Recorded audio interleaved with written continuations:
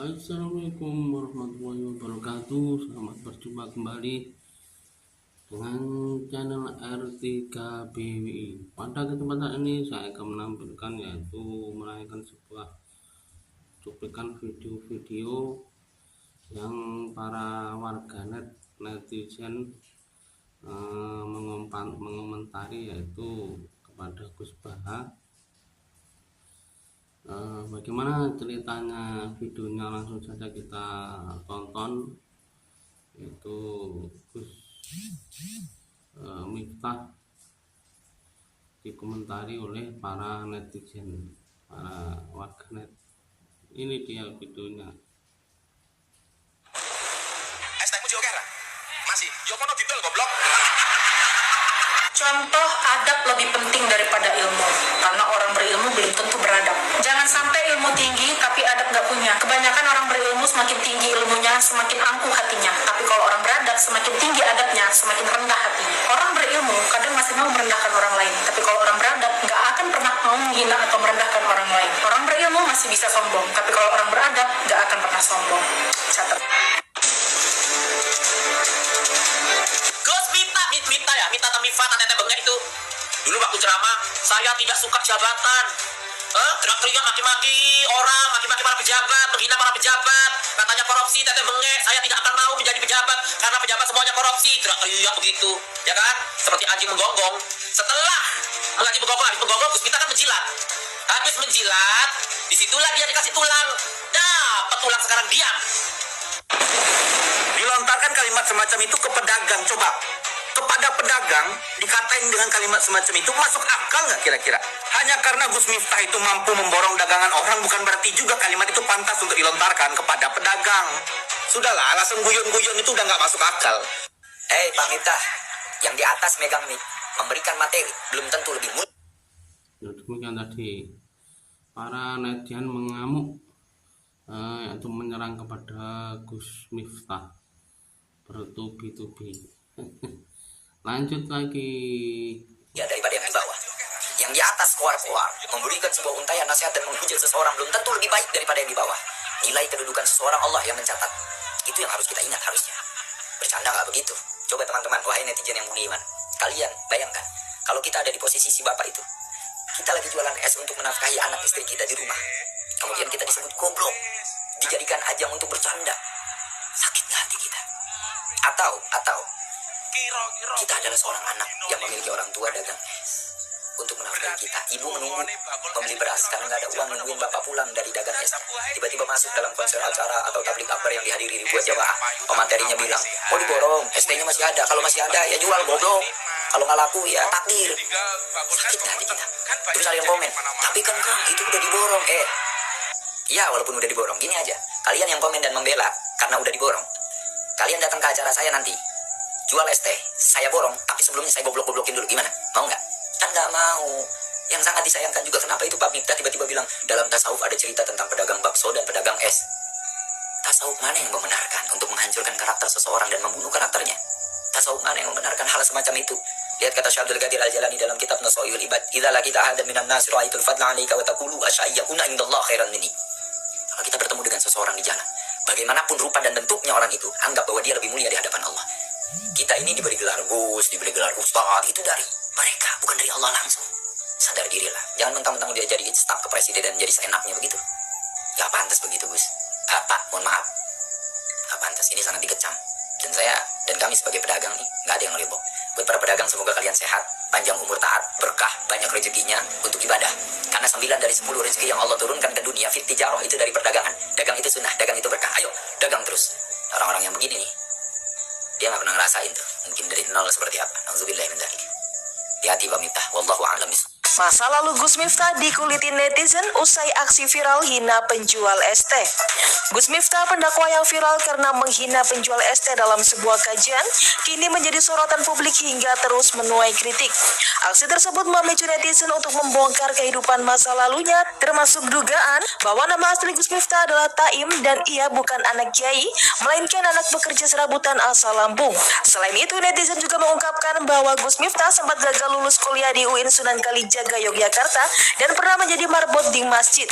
Beberapa akun bahkan membagikan informasi pribadi Gus Miftah meskipun keabsahannya belum dapat dipastikan. Bagaimana menurut kalian? Gus, Ya? ST Gus. Mana? Borong Gus, borong. Oh, ST. ST masih banyak. Iya, masih ada. Jual di sana, Gu.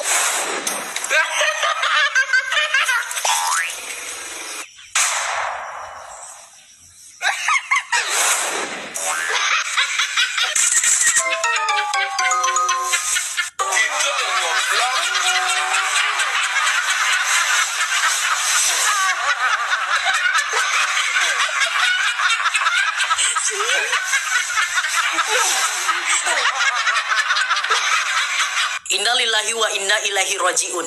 Telah berpulang ke rahmatullah Adab Gus Miftah, seorang pemangku agama berilmu bak luas samudra tapi rendah seketika. Bagaimana dia bisa kehilangan akhlaknya padahal hanya baru di depan ratusan jemaah? Sebegitu angkuhnya kah Gus Miftah sampai kepikiran memberi yang katanya guyonan kepada seorang tulang punggung keluarga? Segitunya kah selera humor seorang Gus Miftah yang menertawakan pekerjaan yang bahkan Gus Miftah sendiri tahu itu adalah pekerjaan yang halal? Tarik nafasmu Bapak, Tuhan menaikkan derajatmu.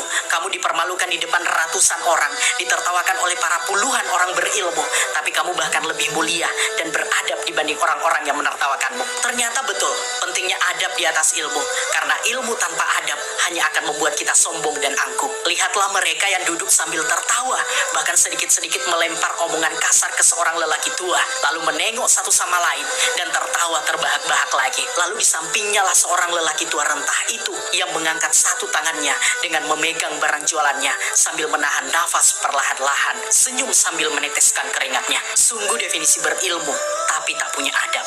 Sosok pria berjas hitam yang terekam duduk di sebelah Miftah Maulana Habibur Rahman belakangan turut menjadi sorotan. Sosok pria tersebut puas saat Miftah mengolok-olok penjual es teh bernama Sun Haji. Banyak yang penasaran dengan sosok pria tersebut. Kini sosok pria yang duduk di sebelah Miftah dan tertawa puas saat penjual es teh dihina tersebut dikuliti netizen. Ia adalah Usman Ali Salman. Usman Ali Salman bukanlah sosok sembarangan.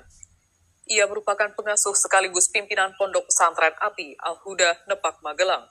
Usman Ali Salman lahir pada 5 Juli 1974. Tak butuh waktu lama bagi netizen untuk mengetahui sosok pria yang tertawa puas saat Miftah mengolok-olok penjual es teh.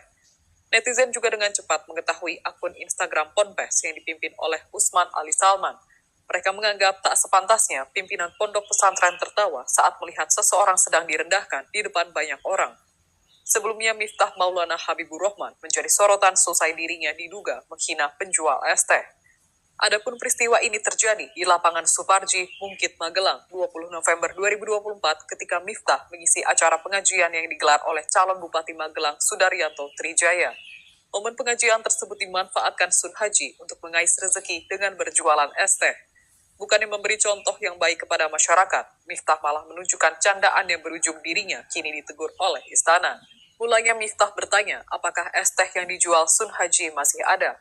Kemudian ia melontarkan kalimat yang kurang pantas. Ucapan tersebut pun langsung disahuti oleh gelak tawa oleh para hadirin di lokasi. Miftah kemudian langsung melanjutkan guyonan tersebut. Adapun Sun Haji kala itu hanya terdiam dan hanya membalas dengan memberikan senyuman.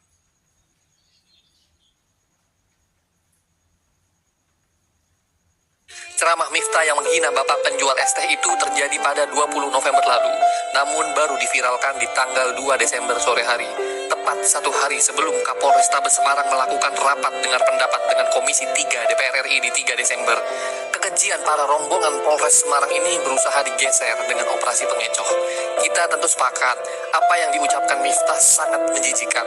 Berikan simpati dan empati secukupnya untuk bapak penjual es teh. Lagian apa sih yang kita harapkan dari perilaku gus-gusan ini? Ingat, ada anak remaja yang difitnah habis-habisan oleh barisan parcok di Semarang. Kita kawal terus perkembangannya. Kalau rakyat sebar hoax dilaporin polisi. Lalu kalau polisi sebar hoax kita harus lapor siapa? Setelah dikecam netizen, Gus Miftah akhirnya mengundurkan diri dari jabatannya sebagai utusan presiden. Setelah beberapa waktu lalu viral karena mengolok-olok penjual es teh serta banyaknya petisi yang meminta Gus Miftah dipecat. Gus Miftah akhirnya memutuskan untuk mengundurkan diri dari jabatannya sebagai utusan khusus presiden bidang kerukunan beragama dan pembinaan sarana keagamaan. Bahkan Perdana Menteri Malaysia Anwar Ibrahim ikut memberikan komentar mengenai sikap Gus Miftah ini. Dia mengungkapkan keprihatinannya terhadap sikap tersebut, yang menurutnya mencerminkan kesombongan bahkan di kalangan tokoh agama. Wah, kalau menurut kalian gimana nih? Oke, demikian tadi videonya sudah kita tonton. Selamat berjumpa kembali. Assalamualaikum warahmatullahi wabarakatuh.